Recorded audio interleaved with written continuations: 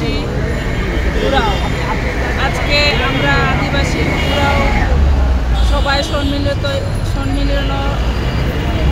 আদিবাসী একত্রিত হয়েছে।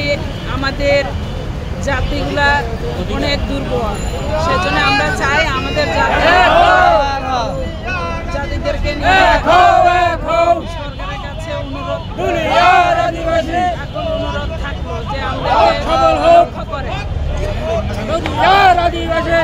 আপনাদের মূল দাবিগুলো বলবেন। আমাদের মূল দাবিগুলো, আমরা অনেক পিছিয়ে আছি।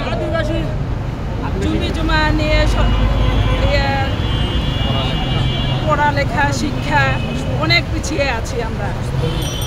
স্বাস্থ্যর দিক দিয়ে সুযোগ সুবিধা আমরা পাই না। বিশেষ করে জমি নিয়ে আমাদের বিশেষ দুর্বল।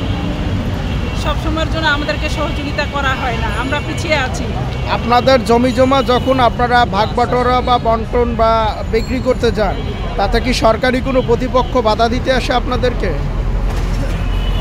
না, বাধা দিতে আসে না। সরকারি কোনো কর্মকর্তা আপনাদেরকে অবহেলা করে? অবহেলা করে। আমি নিজেই ভুক্তভোগী। যেমন আপনার ভুক্তভোগীর যে ইয়াটা হয়েছে, এটার একটু উদাহরণ দেবেন আমাদের। আমার বিরল থানায় দিনাজপুর বিরল থানায় আমার জমি নিয়ে গন্ডগোল লাগছে। আমি থানায় গেছি। আমি সেদিন ধান লাগাতে গিয়ে আমি স্যারকে বললাম, স্যার আমাকে একটু সহযোগিতা করেন, কিভাবে কি করা যায়। আমি তো ঢাকায় থাকি, ডক্টর ইউনূসের বিল্ডিংয়ে, আমি তো চাকরি করি, তাহলে আমাকে সহযোগিতা করেন কিভাবে কি করা যায়। লাস্টে আমাকে আমাদের ছেলেপেলেদের হাতে আমি দিয়ে চলে আসলাম, কারণ আমার বাড়িতে লোক নেই, আমি কিভাবে কি করব। পরে ওসি স্যার বললো, আপনি যান জমিতে, যদি কোনো সমস্যা হয় আমাদেরকে কল দিবেন। আমার তো সময় নেই, আমি 2 দিনের ছুটি নিয়ে গিয়েছিলাম। তারপরে আপনি যে লোক দিয়ে আসছেন, যে তোমরা দেখো এই ব্যাপারটা, আমি চলে আসছি।